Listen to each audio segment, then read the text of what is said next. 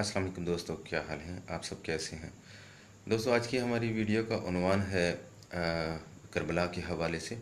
जैसे कि आप लोग सब जानते हैं कि मुहर्रम उल हराम का महीना शुरू हो चुका है और इस मुसलमानों का ये इस्लामी साल का पहला महीना होता है। मगर बदकिस्मती से हमारे इस नए साल के आगाज़ में ही आज से 1400 साल पहले हज़रत इमाम हुसैन जो है कुछ हुज़ूर पाक सल्लल्लाहु अलैहि वसल्लम के शहज़ादे थे, उनको बेदर्दी से करबला के मकाम में शहीद कर दिया गया।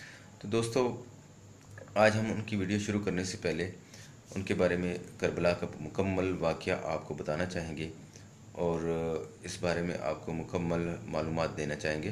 तो सबसे पहले आप बराए मेहरबानी हमारे चैनल को सब्सक्राइब करें, लाइक करें और अपने दोस्तों के साथ शेयर करें।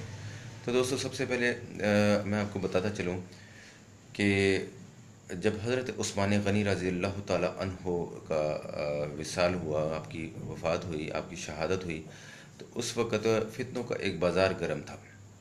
और उस वक़्त फ़ितनों का एक बाज़ार गर्म होने की वजह से वही फ़ितने हज़रत अली रज़ी अल्लाह ताला अन्हो के दौर में भी आए।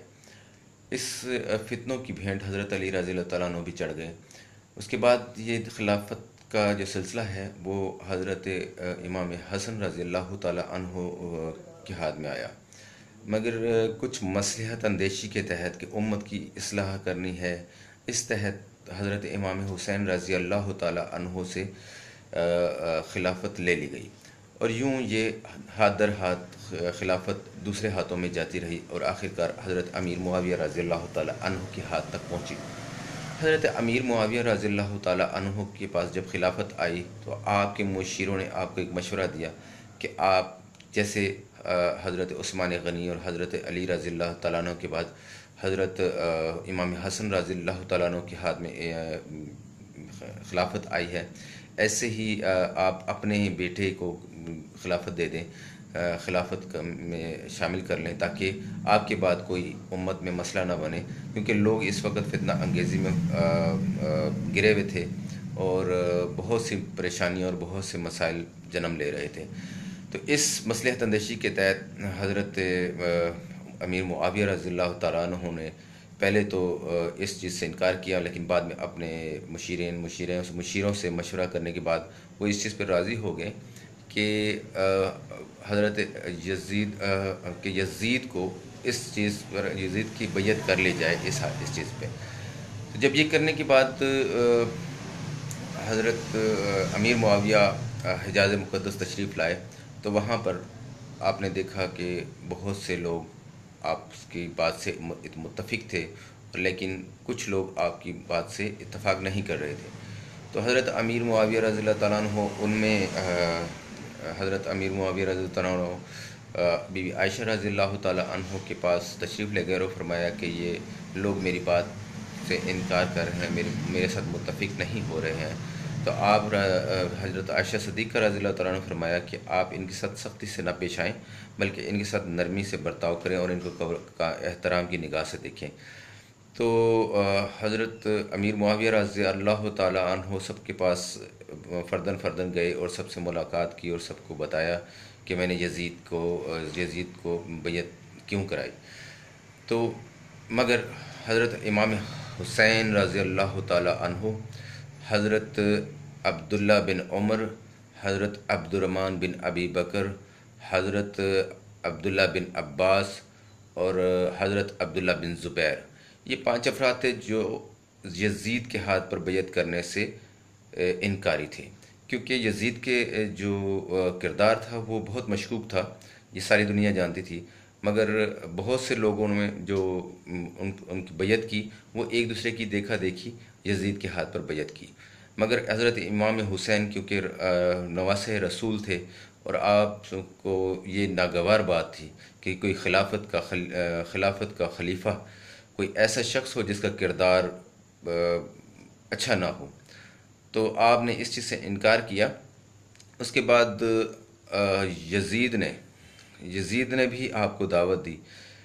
उसके लिए उन्होंने वलीद जो हैं वो वहाँ के जो हाकिम थे उस वक़्त उनको पैगाम भेजा कि आप जो है इनको اس چیز پر راضی کریں۔ مگر کیونکہ یہ لوگ تمام لوگ یہ اس چیز کو جان چکے تھے کہ مدینہ منورہ میں اس چیز کا ہونا جو ہے وہ مشکل ہے، تو انہیں مجبور کیا جا رہا ہے اس چیز پر بات کو ماننے کے لیے، تو وہ مدینہ منورہ چھوڑ کر مکہ مکرمہ آ گئے۔ اس کے بعد حضرت امیر معاویہ رضی اللہ تعالیٰ عنہ بھی مکہ مکرمہ تشریف لے گئے اور ان کے ساتھ ملاقات کی، مگر یہ راضی نہ ہوئے۔ اس کے بعد کچھ عرصے بعد ہی حضرت امیر معاویہ رضی اللہ تعالیٰ عنہ کی انتقال ہو گیا، مگر یزید نے اس بات کا کسی کو پتہ نہ لگنے دیا، اور اس کی وجہ سے اس نے یہ پیغام بھیجا مکہ کے جو حاکم تھے ان کو، گورنر جو تھے ان کو بھیجا کہ آپ ان کو بلا کر ان سے زبردستی جو ہے وہ میرے ہاتھ پہ بیعت کے لیے راضی کریں۔ تو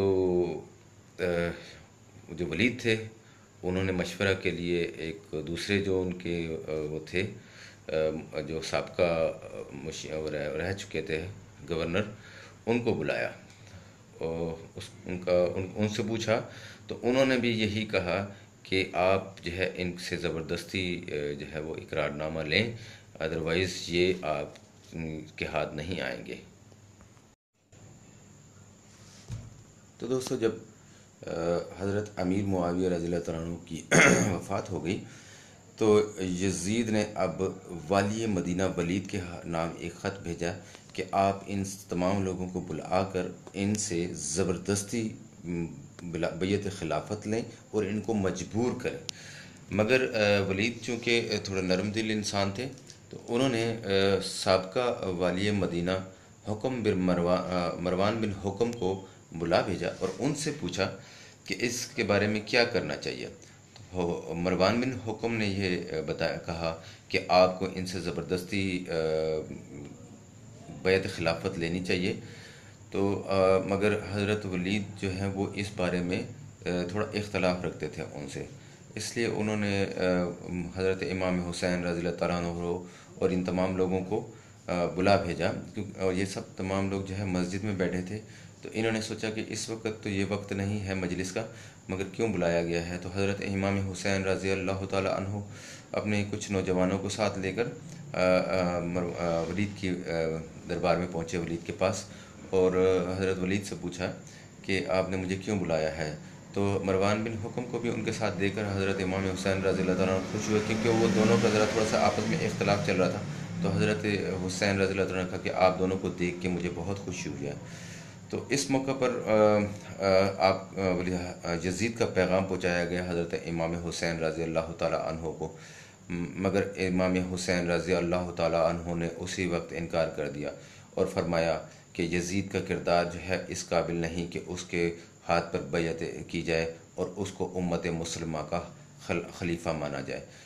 تو یہاں پر اختلاف ہو گیا۔ اس کے بعد ولید نے حضرت امام حسین رضی اللہ تعالیٰ عنہ کو جانے دیا، مگر مروان بن حکم جو تھا وہ اس کے خلاف تھا، اور اس نے کہا کہ ان کو جانے نہ دینا، ورنہ اس کے بعد یہ آپ کے ہاتھ میں نہیں آئیں گے، مگر ولید نے ان کو جانے دیا۔